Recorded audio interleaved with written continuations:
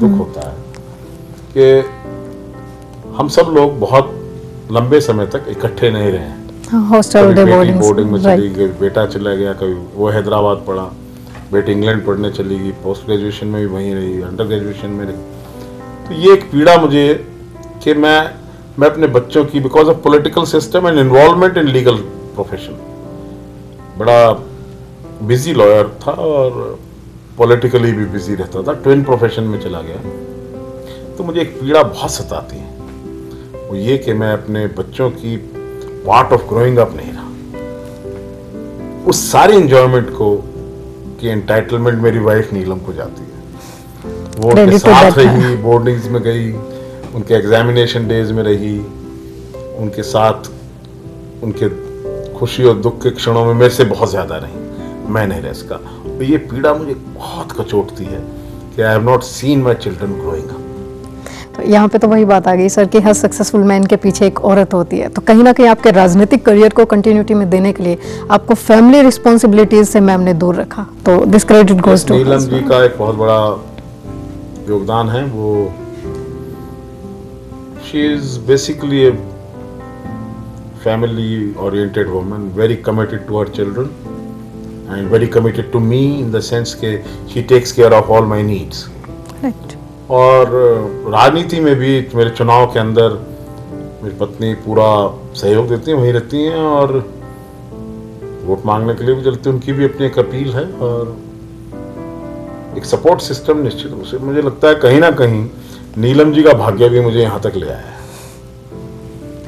तो कुलदीप जी, एक वकालत के साथ साथ साहित्य, देन राजनीति एंड देन एक फैमिली मैन, ये इतनी सारे क्वालिटीज का mixture mister Kuldeep Sharma, speaker of Haryana Vidhan Sabha, खुद को किस तरह से डिफाइन करते हैं सर?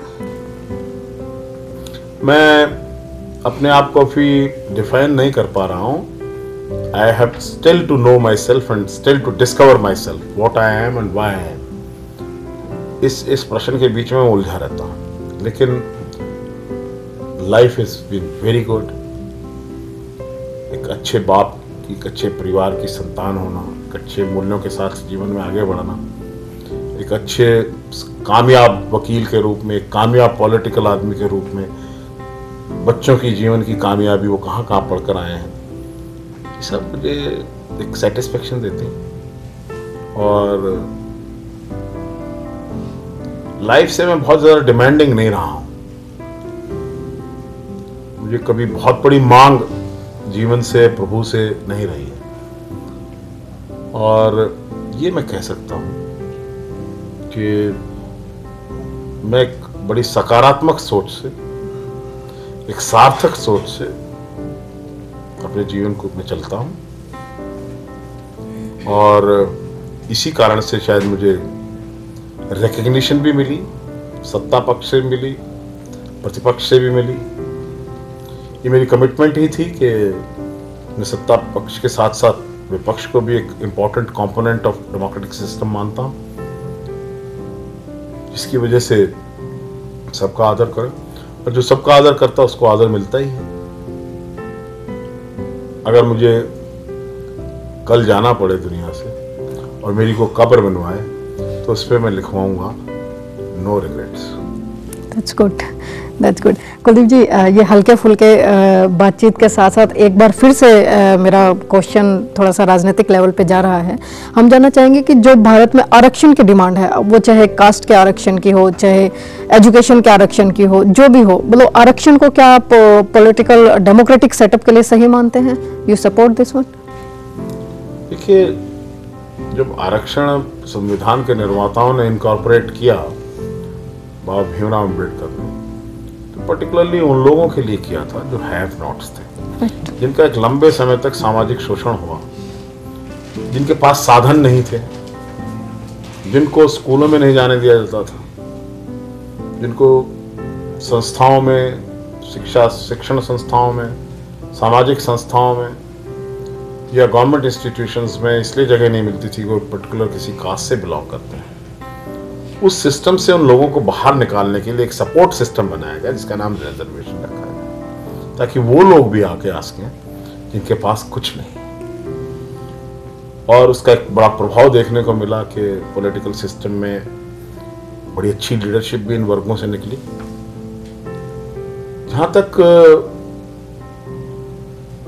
आज के दिन आरक्षण की बात करते हैं, मेरा तो एक मानना है कि मेरी व्यक्तिगत राय है, ना मेरी बतौर स्पीकर के है, ना ही बतौर किसी राजनीतिक दल के सदस्य के रूप में। और हिंदुस्तान के लोकतांत्रिक सिस्टम में मैं भी एक इंडिविजुअल हूं और मेरी इंडिविजुअल राय से मैं बहुत प्यार करता हूं, इसलिए मेरी इंडिविजुअल राय हो सकती है और मैं कह रहा हूं। मैं समझता हूं कि आरक्षण का कहीं ना कहीं मतलब घटता जा रहा है, वो सिमट रहा है अपने आप में, किसी और मुड़ गया ये आरक्षण का मुद्दा। आर्थिक आधार पर जिन लोगों के पास जो हैव नॉट्स हैं, चिल्ड्रन ऑफ लेसर गॉड, ऐसे लोगों के लिए ये आरक्षण की व्यवस्था होनी चाहिए थी। उससे ज्यादा कहीं मैं सोचता हूं कि आरक्षण से ज्यादा अपॉर्चुनिटीज प्रोवाइड करना ही चाहिए। आप हर एक आदमी को आरक्षित करके आगे बढ़ाना चाहते हैं, इसके भी मैं ज्यादा पक्ष में नहीं।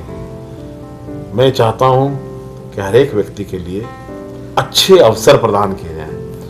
अगर स्कूल में अच्छी शिक्षा हो गांव के कॉलेजेस में, सिटीज में, अगर उन अपॉर्चुनिटीज के अंदर आप लोगों को आगे बढ़ाएंगे तो जो जिस भावना से इनिशियली उस टाइम जरूरत भी थी रिजर्वेशन की, हम आगे बढ़े।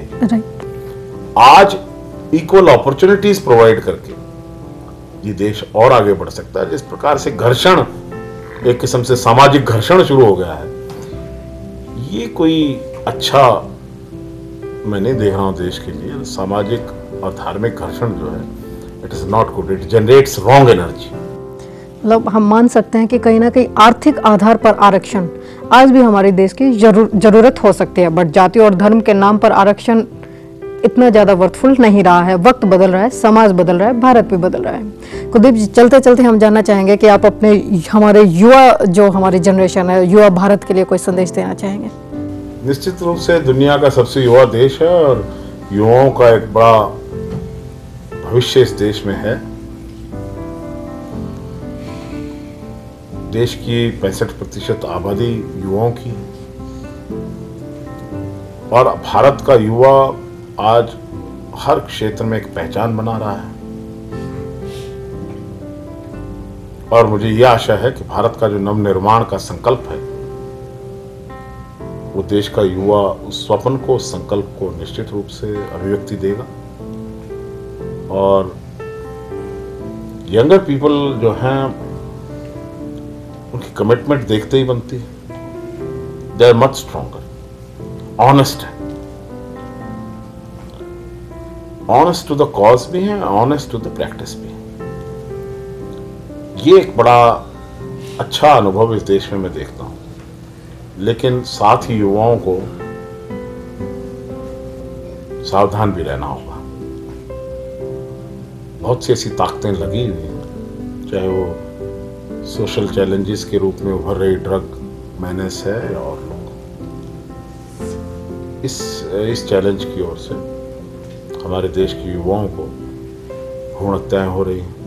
मैं समझ रहा हूं कि किसी भी पॉलिटिकल पार्टी का पॉलिटिकल एजेंडा नहीं है अगेंस्ट फीमेल फिटिसाइड।